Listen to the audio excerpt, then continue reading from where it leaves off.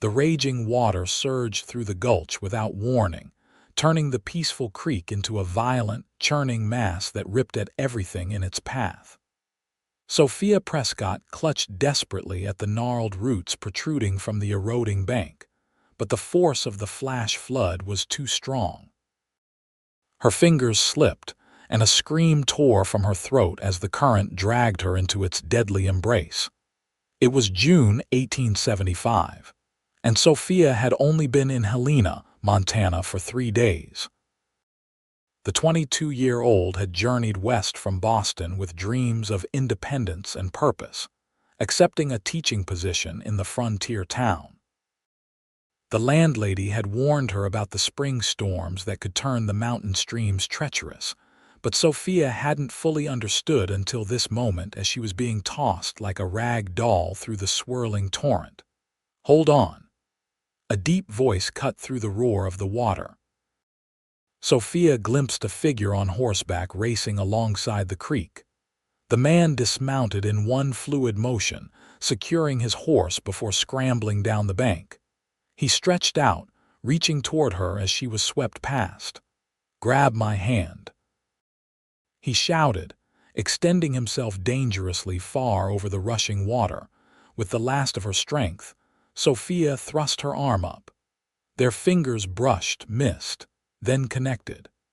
His grip was iron as he caught her hand just before she would have been pulled under a fallen tree, a certain death trap. The force of the current threatened to pull them both in, but the man braced himself against a boulder and slowly, agonizingly, hauled her from the raging water. They collapsed together on the muddy bank, both gasping for breath. "You're all right now, madam," he said, his voice a deep rumble against her ear. Sophia looked up into the face of her rescuer. Beneath the brim of a weathered Stetson were the most startlingly blue eyes she'd ever seen, set in a sun-bronzed face. "Thank you," she managed to whisper through chattering teeth. "You saved my life." "Isaac Galloway," he introduced himself, shrugging out of his duster and wrapping it around her shoulders. "Most folks just call me Ike." "Sophia Prescott." She pulled the coat tighter, grateful for its warmth. "I'm the new schoolteacher." A wry smile touched his lips. "Well, Miss Prescott, this is quite the welcome to Helena." She attempted a laugh that dissolved into a coughing fit. Isaac patted her back gently until she recovered. "Let's get you somewhere warm and dry," he said, helping her to her feet. "My horse can carry us both back to town." The powerful stallion eyed Sophia warily as Isaac lifted her onto the saddle before swinging up behind her. The solid warmth of him against her back was reassuring as they began the journey back to town, the flash flood continuing its destructive path through the gulch behind them. "I'm sorry about your belongings," Isaac said, nodding toward her soaked satchel still clutched in her white-knuckled grip. "Just some books and writing supplies," Sophia replied, though her heart sank at the thought of her ruined possessions. "I was sketching by the creek when the water rose. I should have known better. The mountain runoff is unpredictable this time of year.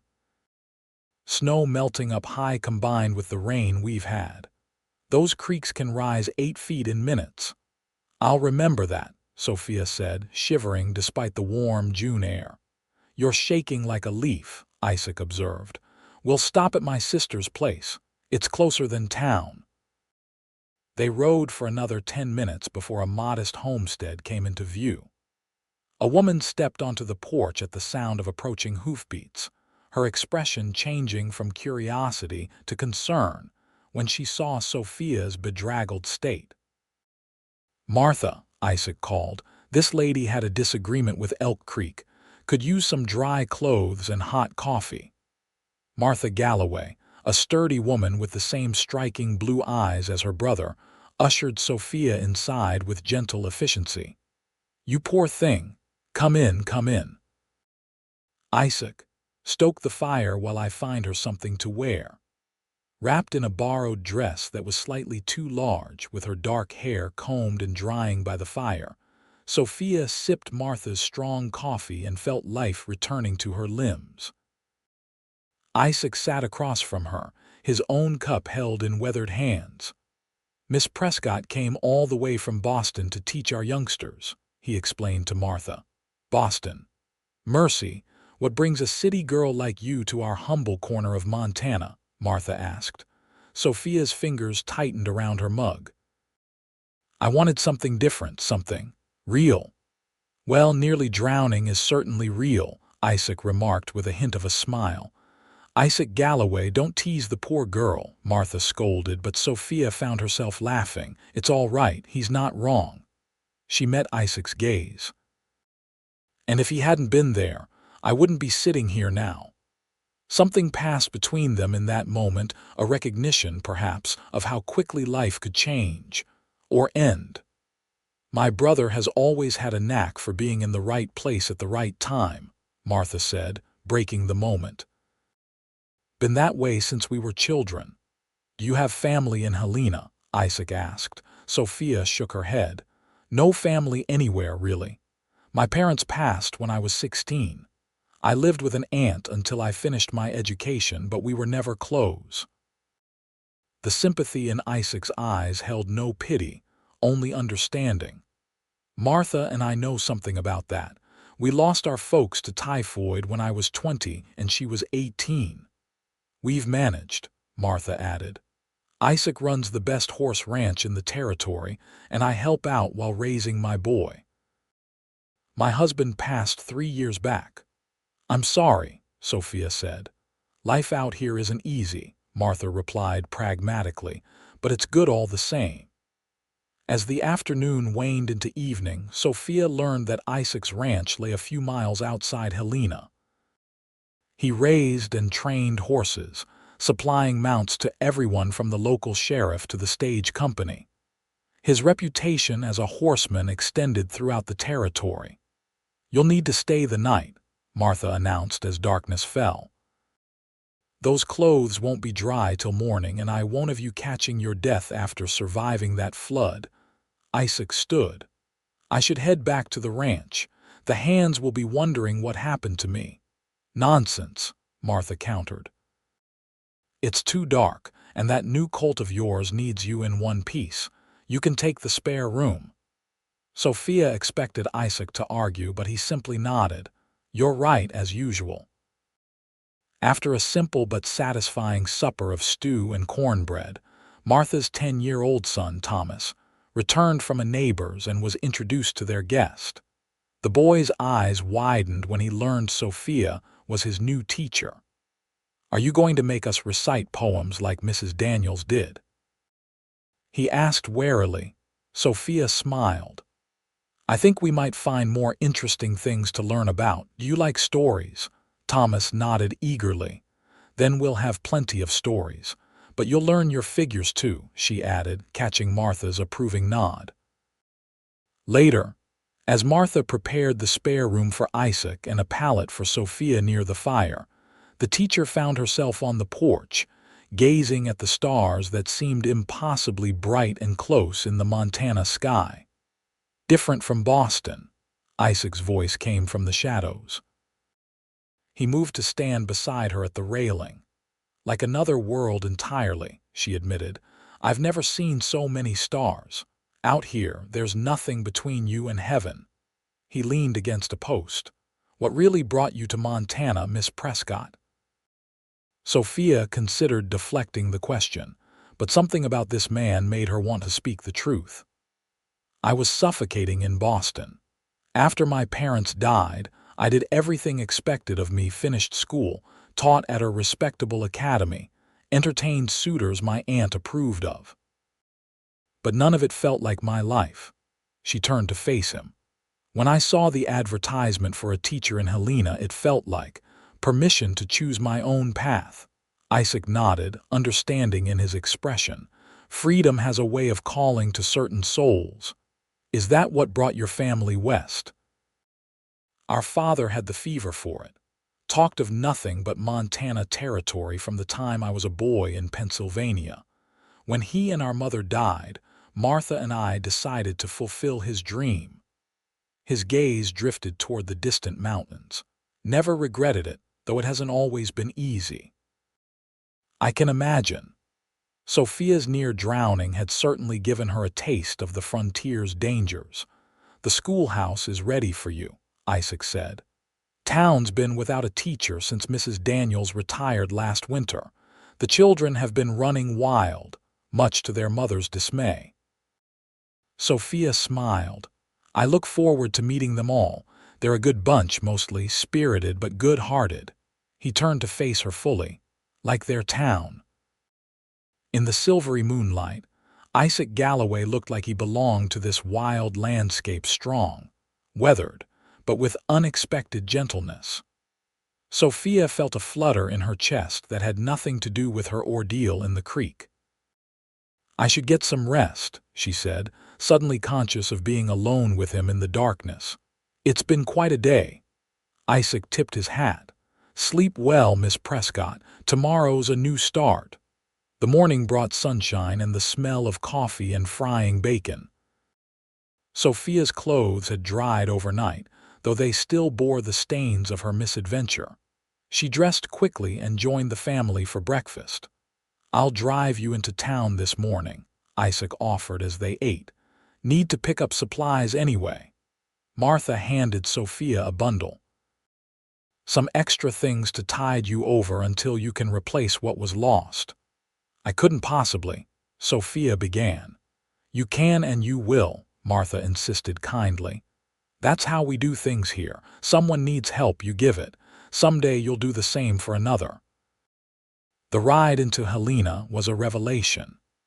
In the clear morning light, Sophia could appreciate the beauty of the landscape she'd barely glimpsed upon her arrival by stagecoach. The mountains surrounded the valley like watchful guardians, their peaks still touched with snow despite the June warmth. Isaac pointed out landmarks as they traveled a rock formation that resembled a sleeping bear, the remains of an abandoned mining claim, the distant smudge of smoke that marked a neighboring ranch. His deep voice and obvious love for the land made each detail come alive. Helena itself bustled with activity. Though it had started as a gold mining camp, the town had grown into a respectable settlement with wooden sidewalks, a variety of businesses, and even a few brick buildings among the wooden structures. The schoolhouse is just past the church, Isaac said, guiding the wagon down the main street. Mayor had it freshly whitewashed for your arrival. The small building stood a little apart from the others, its windows gleaming in the morning sun.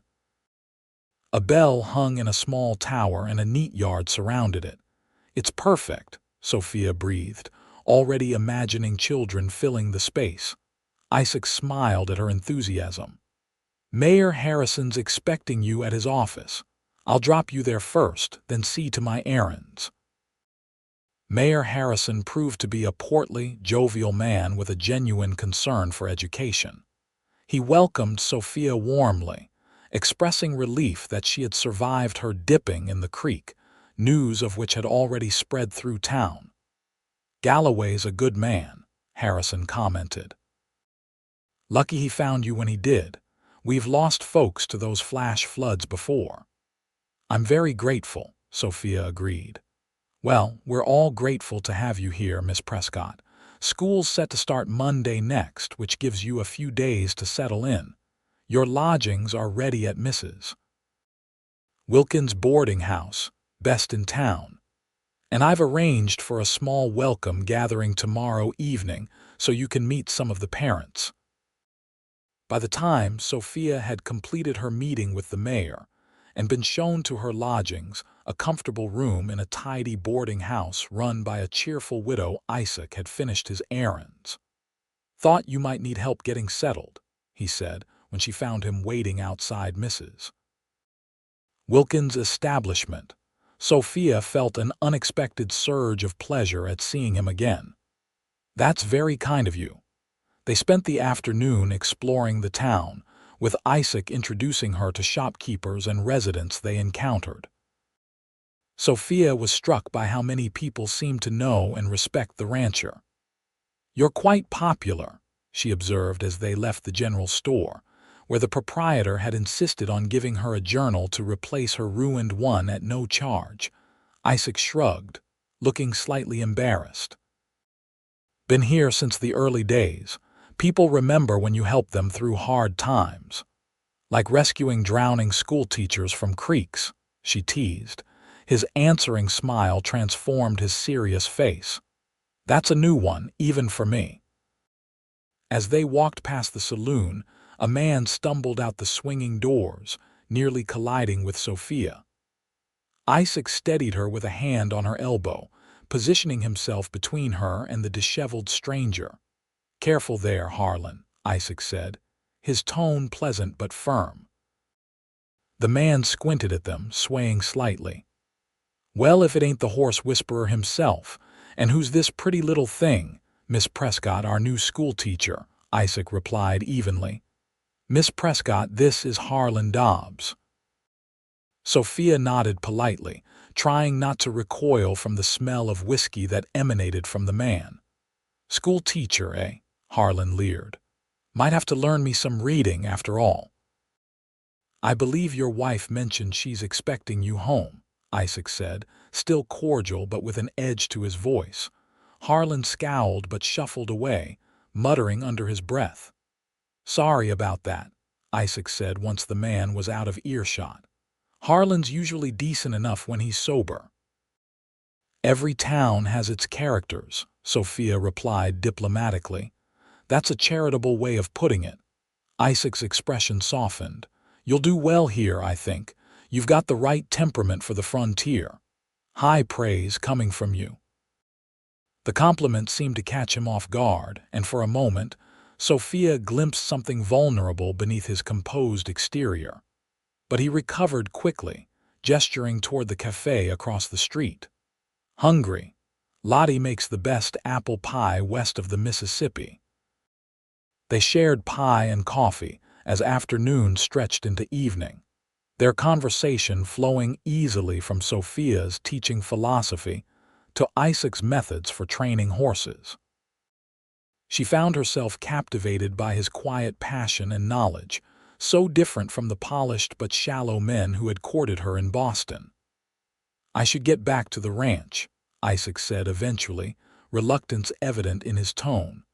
"But I'll see you at the welcome gathering tomorrow." "You'll be there." Sophia couldn't keep the pleased surprise from her voice. "Wouldn't miss it," he replied with a small smile. "Someone needs to warn you about which children are likely to put frogs in your desk."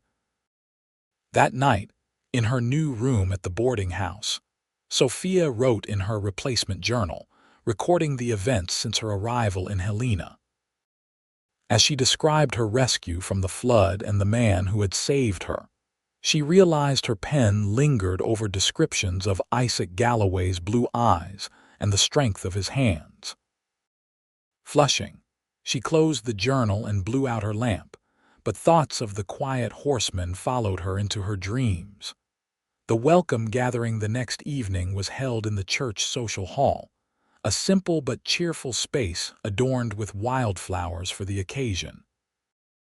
It seemed half the town had turned out to meet the new teacher, bringing dishes of food and genuine curiosity about the woman who would educate their children. Sophia did her best to remember names and faces, to answer questions about her teaching experience, and to reassure anxious parents. Throughout it all, she was aware of Isaac's presence across the room, his tall figure standing out among the crowd. "He can't take his eyes off you," a voice murmured near her ear. Sophia turned to find Martha beside her, a knowing smile on her face. "I don't know what you mean," Sophia protested, feeling heat rise in her cheeks. Martha laughed softly. "My brother hasn't shown this much interest in any woman since Caroline Miller turned him down 5 years ago." "He's simply being kind," Sophia insisted. "After all, he did save my life." "Isaac is always kind," Martha agreed. "But he doesn't usually attend social gatherings like this one. He's here for you, make no mistake." Before Sophia could formulate a response, Mayor Harrison called for everyone's attention and formally introduced her to the community. She spoke briefly, expressing her excitement about beginning classes and her gratitude for the warm welcome. "And particular thanks to Mr. Galloway," she added, finding Isaac's gaze in the crowd, "who ensured I lived long enough to meet all of you." A ripple of laughter and a smattering of applause followed her words. Isaac acknowledged them with a nod, but his eyes remained fixed on hers, conveying something that made her heart beat faster. After the speeches, as people mingled and enjoyed the refreshments, Isaac made his way to Sophia's side. "You made a good impression," he said. "They like you." "I hope so. I want to belong here." "You already do." The certainty in his voice warmed her. They were interrupted by a group of children, eager to meet their new teacher. Isaac stepped back, allowing her to focus on them, but remained nearby. Sophia found herself repeatedly glancing his way, drawn to his steady presence. As the evening wound down, Isaac offered to walk her back to the boarding house. The night was clear, with a crescent moon hanging over the mountains.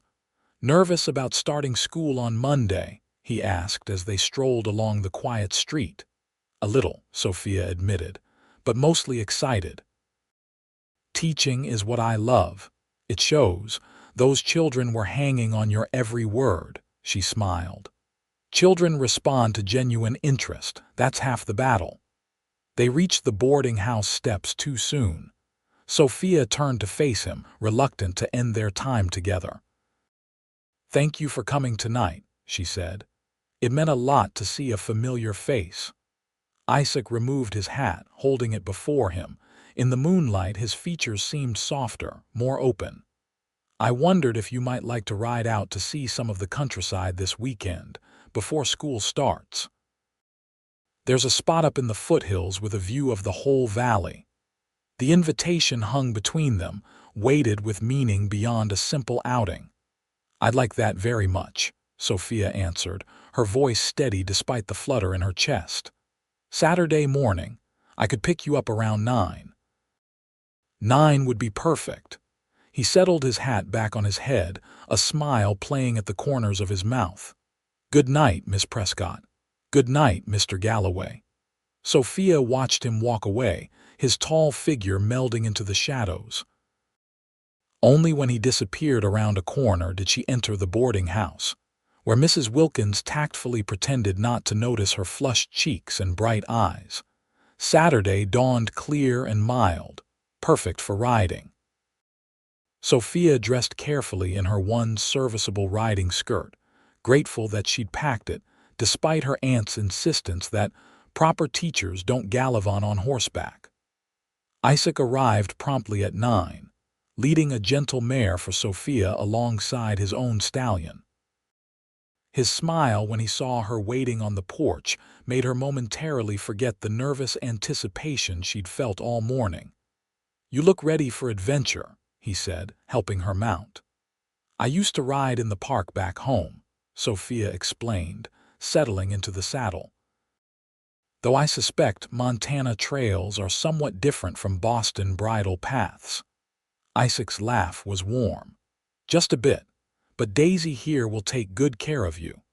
The mare did indeed prove to be steady and responsive as they rode out of town, following a trail that wound up into the foothills. Isaac set an easy pace, pointing out wildlife and plants as they traveled. Sophia drank in the scenery, from meadows bursting with wildflowers to stands of pine trees that whispered in the breeze. "It's so alive," she marveled. "So vast and untamed." "That's what I love about it," Isaac replied. "Every day brings something new. The land's never the same twice." They stopped to rest the horses in a small clearing beside a stream, not the one that had nearly claimed Sophia's life, but a gentler cousin. While the animals drank, Isaac spread a blanket on the grass and produced a simple lunch from his saddlebags. "Martha insisted I bring enough for an army," he explained sheepishly, laying out bread, cheese, dried apples, and slices of ham. She thinks you need fattening up." Sophia laughed. "Your sister is a force of nature. That she is." He handed her a canteen. "Has been since we were kids. She practically raised me after our mother took ill, even though she's younger. You're close." Isaac nodded. "Had to be. It was just the two of us for a long time until she married John. Then when he died, it was like history repeating itself, only this time with Thomas to consider." "She's fortunate to have you," Sophia said softly. "We look after each other." He met her eyes. "That's what family does." The simple statement held such conviction that Sophia felt a pang of longing for what he described. Her own family had been loving but formal, bound by Boston society's expectations. The easy affection between the Galloways was something she'd rarely experienced. After lunch, they continued higher into the hills. The trail grew narrower, winding through pine forests and around rocky outcroppings. Finally, they emerged onto a ledge that offered the view Isaac had promised. "Oh," Sophia breathed, reining in her horse beside his. Below them stretched the entire valley, with Helena nestled at its heart and the mountains rising majestically beyond. The play of light and shadow across the landscape created a living painting of incredible beauty.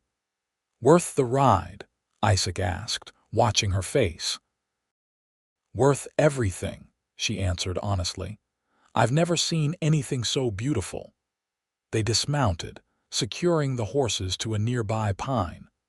Isaac led Sophia to a flat rock near the edge where they could sit comfortably and gaze out at the panorama. "I come here to think," he said, settling beside her. "To remind myself of why I stay, on days when the ranch feels like more trouble than it's worth." "Does that happen often?" he shrugged. "Often enough. Raising horses isn't easy. Whether predators, disease, there's always something." "Lost 3 foals to mountain lions last spring." "I'm sorry," Sophia said, hearing the pain beneath his matter-of-fact tone. "It's the life I chose." He turned to look at her. "What about you? Any regrets about choosing Helena?" She thought about her near drowning, about the primitive conditions compared to Boston, about the responsibility of being the town's only teacher. Then she looked out at the wild, beautiful country and at the man beside her. "None," she said truthfully. Despite almost becoming part of Elk Creek permanently, Isaac's expression grew serious. "When I saw you in that water—" He paused, seeming to struggle with his words. "My heart stopped. I'd never even met you, but I couldn't bear the thought of not reaching you in time." The rawness in his voice touched something deep inside Sophia. Without thinking, she reached out and laid her hand over his where it rested on the rock between them. His skin was warm and calloused, a working man's hand. "But you did reach me," she said softly, "and I'm very glad you did." His fingers slowly curled around hers. They sat in silence for a long moment, the connection between them speaking more eloquently than words. Eventually, Isaac cleared his throat. "We should start back. Don't want to be in these hills after dark." The ride down was quieter, both of them wrapped in their own thoughts. But it was a comfortable silence, punctuated by occasional observations about the surroundings or brief stories about the area's history. As they approached Helena, the setting sun gilded the town's modest buildings and cast long shadows across the main street. Isaac escorted Sophia to her boarding house, dismounting to help her down from her horse. His hands lingered at her waist a moment longer than necessary after she was safely on the ground. "Thank you for coming today," he said, his voice low. "Thank you for showing me your thinking place," she replied, looking up at him. In the golden evening light, his features seemed more defined, his blue eyes more intense. For a heartbeat, she thought he might kiss her. Instead, he stepped back, releasing her and tipping his hat. "Good luck with your first day of school on Monday." "Those children don't know how fortunate they are." Sophia smiled, hiding her disappointment. I hope they still feel that way after I assign their first lessons." His answering grin was quick and warm. "I have no doubt you'll have them wrapped around your finger in no time." He mounted his stallion and touched his hat brim in farewell, leading Daisy away with a lead rope. Sophia watched until he disappeared around a corner, then went inside to face Mrs. Wilkins' curious but tactful inquiries about her day. Monday morning arrived with a mixture of sunshine and scattered clouds, a fitting metaphor, Sophia thought, for the beginning of any new venture. She dressed with care in her most professional-looking dress and arranged her hair in a simple but tidy style. After a quick breakfast at the boarding house, she walked to the schoolhouse, arriving an hour before the children were due. The building was just as charming inside as it had appeared from the exterior. A single large room contained rows of desks facing a teacher's desk and blackboard. Bookshelves lined one wall, sparsely filled with well-worn volumes. Windows let in plenty of light, and a pot-bellied stove in the corner promised warmth when winter came. Sophia was arranging her few supplies when she heard a knock at the open door. She turned to find Isaac standing there, a wooden crate in his arms. "Good morning," he said, stepping inside. "Brought you something for your classroom." He set the crate down on her desk. Inside were books, at least 24 of them, ranging from primers to advanced texts on history, mathematics, and literature. "Isaac, I don't know what to say." Sophia ran her fingers over the spines, noting the quality and variety of the collection. "Martha and I had these gathering dust," he said, shrugging off her amazement. "Thought your students might put them to better use. This is incredibly generous, thank you." She looked up at him, knowing her expression revealed more than her words. He smiled, a touch of color rising in his tanned cheeks. "Least I could do. Besides, education matters. Our father always said books were windows to worlds we might never see otherwise."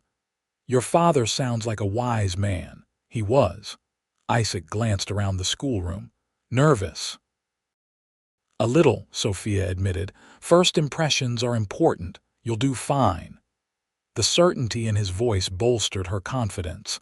"Just be yourself. That's more than enough." Another knock interrupted them. Mayor Harrison stood in the doorway, beaming at the sight of them. "Miss Prescott." "All ready for the big day, I see. And Galloway, good to see you taking an interest in our educational establishment." "Just dropping off some books," Isaac explained, taking a step back from Sophia's desk. "I should be going. Good luck today, Miss Prescott." "Thank you again, Mr. Galloway." Their eyes held for a moment before he nodded and left, exchanging pleasantries with the mayor as he passed. Harrison watched him go with a thoughtful expression. "Interesting," he murmured, almost to himself. Then, more loudly to Sophia, "I came to wish you well on your first day and to let you know the school bell has been repaired. Feel free to ring it when you're ready to begin." The morning passed in a blur of introductions and assessments. 28 students ranging from 6 to 16 years old filed into the schoolhouse, some eager, some wary, all curious about their new teacher. Sophia did her best to learn names and gauge abilities, setting simple tasks to occupy the younger children while she evaluated the older ones. By noon, when she dismissed them for the lunch hour, Sophia had a clearer picture of the educational challenges before her. The older boys, in particular, seemed resistant to authority, though none had been openly disrespectful. She would need to find ways to engage them if she hoped to keep them in school rather than losing them to the lure of mining or ranch work. She was making notes for the afternoon session when Martha appeared at the door, Thomas in tow. "Thought you might appreciate some company for lunch," Martha said, holding up a basket. "And I wanted to hear how your first morning went." They shared bread, cold chicken, and apple tarts at Sophia's desk, with Thomas providing a detailed review of his new teacher's methods compared to the previous one. "Miss Prescott doesn't wrap knuckles," he informed his mother solemnly. "And she knows about dinosaur bones." Martha raised her eyebrows at Sophia. "Dinosaur bones, a brief digression during geography," Sophia explained. "I mentioned the recent discoveries in Wyoming Territory. The children seemed fascinated. Well, it certainly made an impression on this one." Martha ruffled her son's hair affectionately. "He talked of nothing else on the walk here." After lunch, Martha helped Sophia organize the books Isaac had brought, while Thomas played outside until the school bell rang again. The afternoon session went more smoothly, with Sophia dividing the students into groups based on their abilities rather than strictly by age. When the final bell rang and the children scattered to their homes, Sophia sank into her chair, both exhausted and exhilarated by the day's events. She was gathering her things to leave when a shadow fell across the doorway. "Survived day one, I see." Isaac leaned against the doorframe, his expression warm. Sophia couldn't help the smile that spread across her face at the sight of him. "Barely. I had no idea teaching 28 children of different ages could be so challenging." "But you enjoyed it." "It wasn't a question." "I did," she admitted. "They're bright and curious, even the reluctant ones." "Some of these children have never had much encouragement to learn," Isaac said, entering the room. "Their parents are focused on survival. Education seems like a luxury." "It's not, though. It's a necessity, especially here." Sophia stood, gathering her shawl. "Knowledge is what will help this territory grow and thrive." Isaac studied her face. "You really believe that?" "With all my heart," he nodded slowly. "Then I hope you'll stay. Helena needs people with conviction." "I have no plans to leave," Sophia assured him, though she'd been in town less than 2 weeks. Something about this place and this man made her certain she had found where she belonged. Isaac offered to walk her back to the boarding house, and they strolled through the early evening, discussing the day's events. He listened attentively as she described her plans for the curriculum and her observations of individual students. "Billy Harlan concerns me," she confided. "He's bright but so angry. He disrupted class several times today."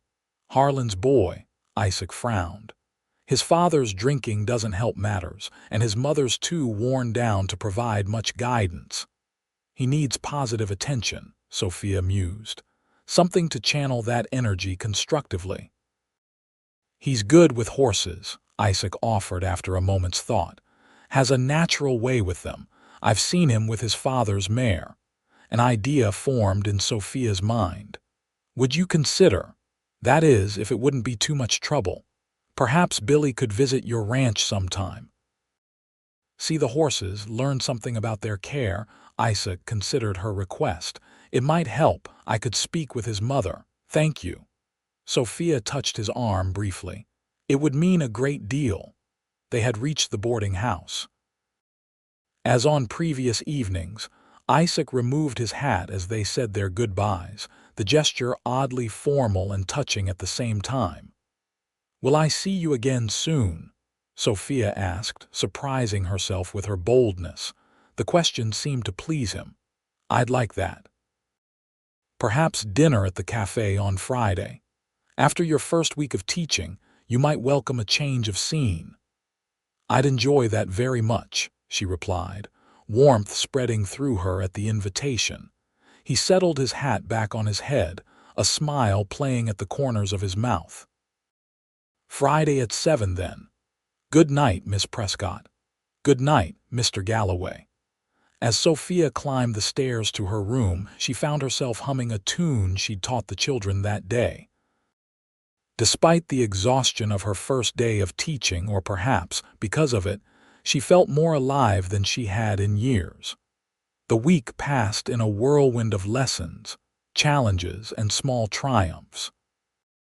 Sophia established routines. identified her most promising students, and began the delicate work of encouraging the reluctant ones. Billy Harlan continued to test boundaries, but she found that giving him responsibilities like cleaning the blackboard or distributing books seemed to reduce his disruptive behavior. By Friday, Sophia was tired but satisfied with her progress. The children had responded well to her methods, and even the town's adults had begun to greet her warmly when she passed them on the street. Helena was beginning to feel like home. The anticipation of dinner with Isaac added an extra glow to her spirits as she dismissed her students for the weekend.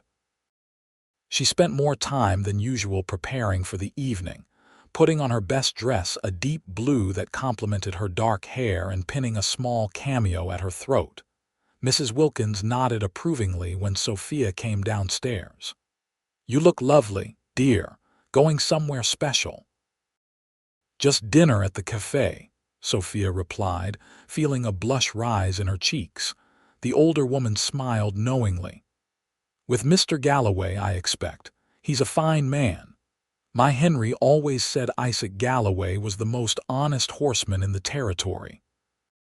Before Sophia could respond, a knock came at the door. Mrs. Wilkins opened it to reveal Isaac, hatless and wearing a clean white shirt under his usual vest. He'd trimmed his beard, Sophia noticed, and combed his hair neatly back from his forehead. "Good evening, Mrs. Wilkins," he said politely. "Miss Prescott." His gaze, when it fell on Sophia, held such clear admiration that her breath caught. She was used to courtship in Boston, with its careful manners and veiled intentions. There was nothing veiled about the way Isaac looked at her now. "You look beautiful," he said simply. "Thank you." Sophia accepted his offered arm, aware of Mrs. Wilkins' delighted expression as they departed. The cafe was busy with Friday evening diners, but a table in the corner awaited them. Sophia suspected Isaac had arranged it in advance.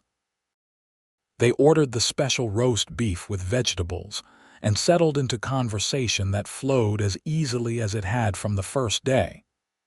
"How was your first week of teaching?" Isaac asked, genuinely interested. "Exhausting but rewarding," Sophia replied. "The children are making progress already." Even Billy Harlan participated in the geography lesson today. "I spoke with his mother," Isaac said. "She's agreed to let him come to the ranch tomorrow morning. I thought I might show him how to groom a horse properly." Gratitude washed over Sophia. "Thank you for doing that. It might make all the difference for him." Isaac shrugged off her thanks. "It's nothing.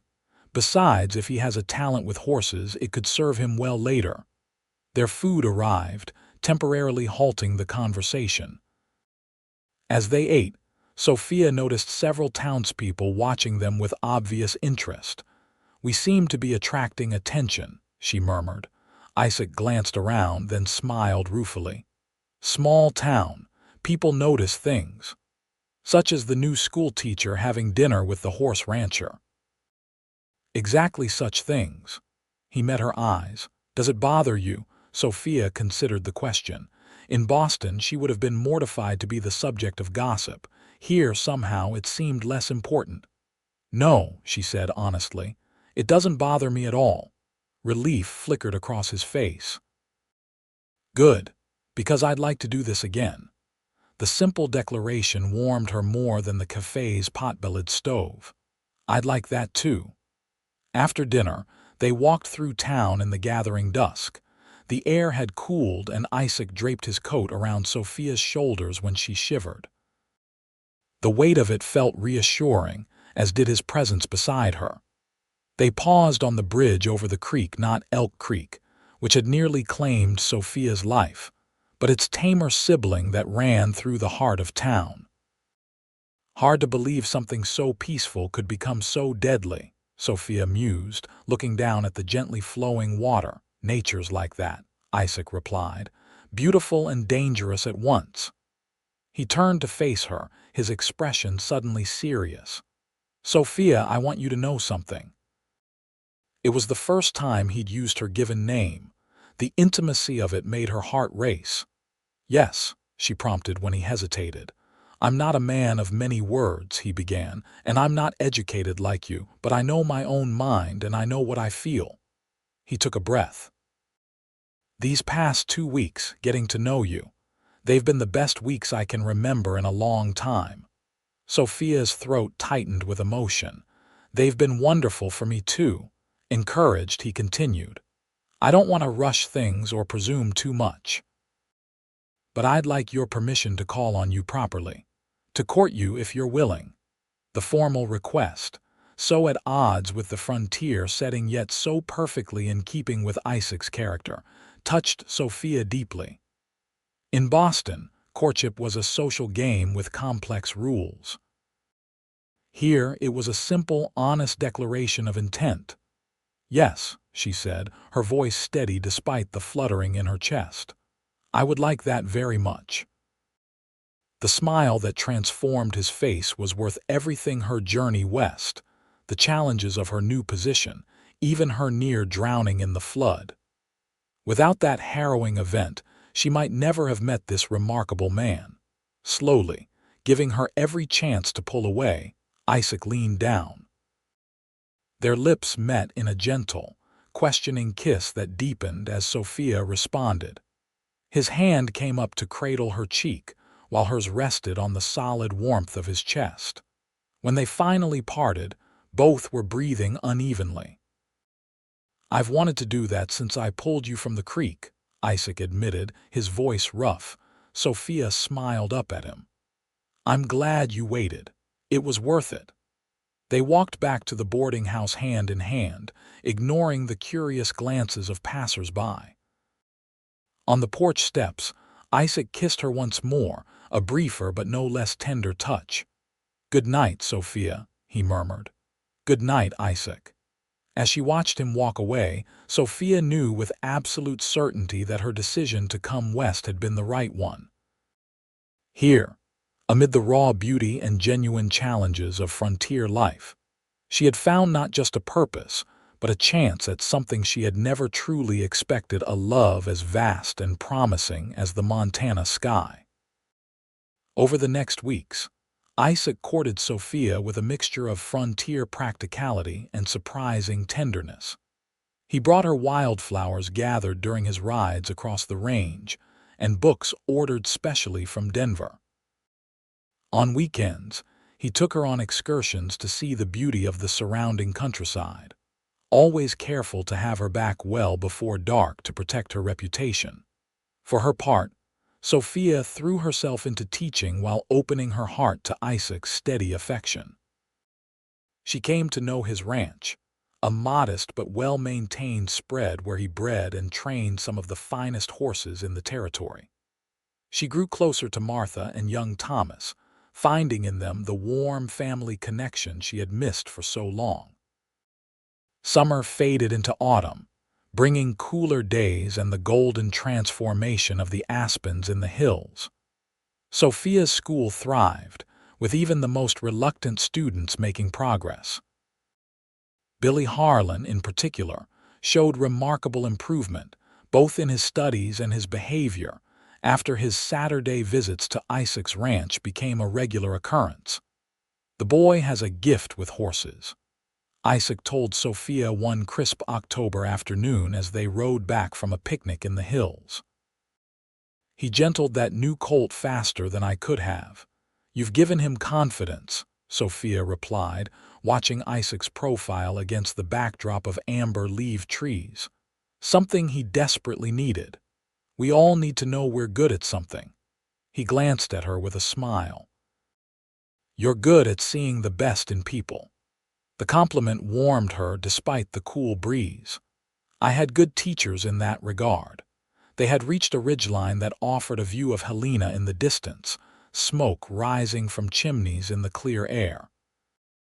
Isaac reined in his horse and Sophia did the same. "I've been thinking," he said after a moment, his voice careful, "about the future." Sophia's heart quickened. "Oh, winter will be here soon. Makes travel between town and the ranch difficult sometimes." He turned in the saddle to face her fully. "I don't like the idea of not seeing you for days when the snow comes." "I don't like that idea either," Sophia admitted. Isaac took a deep breath. "I love you, Sophia. I think I have since I pulled you from that flood. You came into my life like a miracle, and every day since has been better because you're in it." Tears sprang to Sophia's eyes at the simple, heartfelt declaration. "I love you too, Isaac. So very much." The smile that lit his face was radiant. "Then would you consider becoming my wife?" "Before winter sets in?" "Yes," Sophia answered without hesitation. "Yes, I will marry you, Isaac Galloway." He leaned across the space between their horses to kiss her, a seal on their promise. When they parted, both were smiling like fools. "What about the school?" Sophia asked suddenly. "I don't want to abandon my students." "I wouldn't ask you to," Isaac assured her. "The ranch is close enough that you could ride in daily when weather permits, and in the worst of winter, perhaps arrangements could be made for you to stay in town during the week." His willingness to accommodate her calling touched Sophia deeply. Most men of her acquaintance in Boston would have expected a wife to set aside her own interests entirely. "We'll make it work," she said confidently. "Together." They were married 3 weeks later in Helena's small church, with Martha standing up for Sophia and the mayor for Isaac. The entire town turned out for the celebration afterward, held in the school that had become Sophia's pride and joy. Billy Harlan presented them with a carved wooden horse that showed remarkable skill. Mrs. Wilkins wept happy tears and pressed a hand-stitched quilt into their arms. Mayor Harrison gave a speech about new beginnings and the future of Helena, managing to take credit for bringing them together while simultaneously blessing their union. As the evening wound down, Isaac led his new wife outside to where a wagon waited to take them to the ranch, their home now.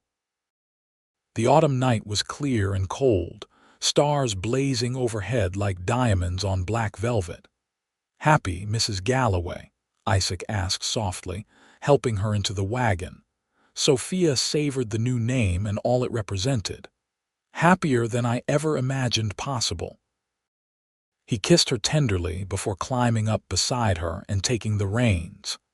As they drove away from town, Sophia leaned against her husband's shoulder, marveling at the journey that had brought her here.